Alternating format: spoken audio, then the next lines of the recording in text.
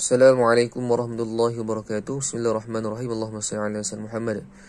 Baik, insya-Allah nak berkongsi berkenaan tajuk semalam yang kita bincangkan, iaitu majais munfasil ataupun dalam buku tajwid rujukan ini.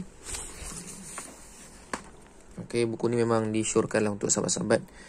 Harga dia RM10 ya, murah. RM10 ya. Tajuk Tajwidul Quran dia memang lama buku ni, Rasam Usmani. Ditulis oleh Haji Abdul Qadir Leong Al-Azhari rahimahullah. Okey, buku ni memang familiar lah kot kan. Wajib ada lah dalam setiap rumah untuk kita memahami hukum tajwid. Okey, tajuk ni ialah dinamakan dalam kitab ini mad munfasil ataupun mad jaiz. Tak kisahlah mad munfasil ke ataupun mad yang munfasil ni maksudnya yang terputus. Munfasil maksudnya yang terputus ataupun yang terpisah. Jaiz ni harus kita boleh baca 2, 4 ataupun 6 harakat. Kemudian bila dikatakan mad munfasil ni ataupun mad jaiz ni, dia ada 2 kalimah. Kalimah yang pertama adanya tanda mad panjang ni lah. Tanda tiwal ni, tanda panjang ni, tanda mad ni lah panggil. Pada kalimah yang pertama. Pada kalimah yang kedua, pada awalnya dia akan ada huruf hamzah. Maknanya dia ada 2 kalimah. Kalimah yang pertama tanda mad panjang, yang kalimah yang kedua ada hamzah. Bila bertemu dua macam ni, dalam 2 kalimah dipanggilnya mad munfasil. Okey. Contoh dia apa? Ni contoh yang mudah lah. Ni ada lagi mudah lah. Ni kita salah satu contoh kan. Ini ni kalimah yang pertama. Adanya tanda panjang ni jumpa pada kalimah yang kedua. Ni namanya terpisah, terputus. Kan? Terpisah. Okey, ini contoh yang mudah. Inni ana Allah. Ayat seterusnya kan. Inni ana Allah. Contoh. Okey, kita boleh baca 2 harakat, 4 ataupun 6 harakat. Okey. Kalau kita sambung boleh baca 2, 4 ataupun 6. Okey, paling kurang kita baca 4 lah, senang. Tetapi kalau waqaf, contoh waqaf, kita baca 2 harakat saja.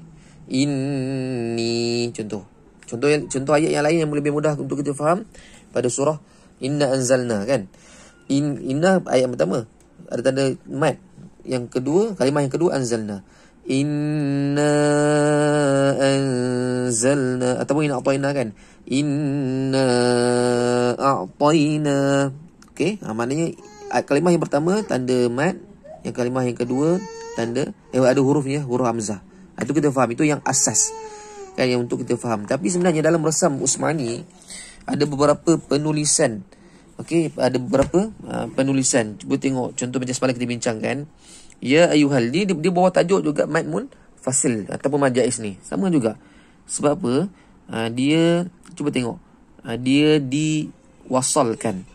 Bila dia tulis sini dalam Quran, dia tak boleh berhenti pada kalimah yang pertama. Lepas tu dia tulis macam tu. Ya. Ini kalimah yang pertama sebenarnya ni. Okay, kalau kita pecahkan sekejap Okey, contoh kan. Ni dah tuliskan. Contoh yang semalam kita bincangkan. Kadang-kadang orang kata ini ialah mad wajib. Sebab apa? Dia dalam satu kalimah. Sebenarnya dia dalam 2 kalimah. Okey, ada beberapa penulisan yang dipanggilkan mad munfasil hukmi. Istilahlah mad munfasil hukmi. Dia tulis macam ni sebab apa? Dia kata tak boleh berhenti pada kalimah yang pertama. Lepas tu dia sambungkan. Kaedah penulisan dia macam ni, Rasam Usmani. Ya, kalimah yang pertama. Jadi macam ni lah. Sebenarnya macam ni lah. Ya ayyuhal muddathir. Contoh. Ataupun ya muzammil contoh kan. Ataupun ya ayyuhal kafirun contoh. Ni contoh ayat dia. Dia macam ni kan. Dalam Quran dia tulis juga ni. Kalimah yang pertamanya sebenarnya ya macam tu kalau kita asingkan. Sebenarnya tu. Sama juga macam ya Ibrahim. Ya Ibrahimu. Ini mad munfasil ataupun mad jaiz. Ataupun panggil mad jaiz munfasil, tak kisahlah kan. Okey, kalau kita pisahkan dia macam ni. Ada beberapa lagi kalimah, contohnya haula. Haula pun sama juga. Haula. Contohlah. Ula tu belakang tu mad, tu kalimah spesial juga. Sebab apa? Kalimah haula tu ada 2 hukum tajwid. Yang pertama mad munfasil, yang kedua mad muttasil. Dia ada mad wajib, ada mad jaiz semua ada. Dua tu ada. Okey, tu kalimah haula lah, tak tulis kat sini. Tapi inilah secara ringkas penerangan berkenaan dengan tajuk di bawah tajuk mad munfasil untuk kita perjelaskan kalimah ya ayuha ni. Kenapa dinamakan mad munfasil ataupun mad jaiz kan? Dia gila macam ni. Okey Ibrahim. Tapi ni yang biasa yang kita faham, yang asasnya macam inilah. Kalimah yang pertama, pada kalimah yang kedua ada hurufnya huruf hamzah. Ataupun inna anzalna ke, inna a'tayna ke. Okey, ada banyak lagi lah contoh-contoh yang kita dapati di dalam Al-Quran. Apabila bertemunya tanda mad ini ataupun tanda tiwal ini, tanda panjang macam ni, bertemu dengan pada kalimah yang kedua huruf hamzah. Maksudnya ada dua kalimah pada asalnya. Itu asasnya. Yang asasnya dua kalimah. Contohnya macam ni. Tapi sebenarnya ada juga penulisan dipanggil mad munfasil hukmi.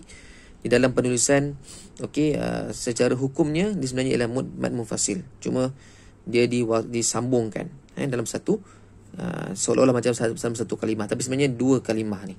Ada kalimah ya yang pertama, ya yuha yang kedua. Okey, harapnya dapat berikan penjelasan. Wallahu a'lam.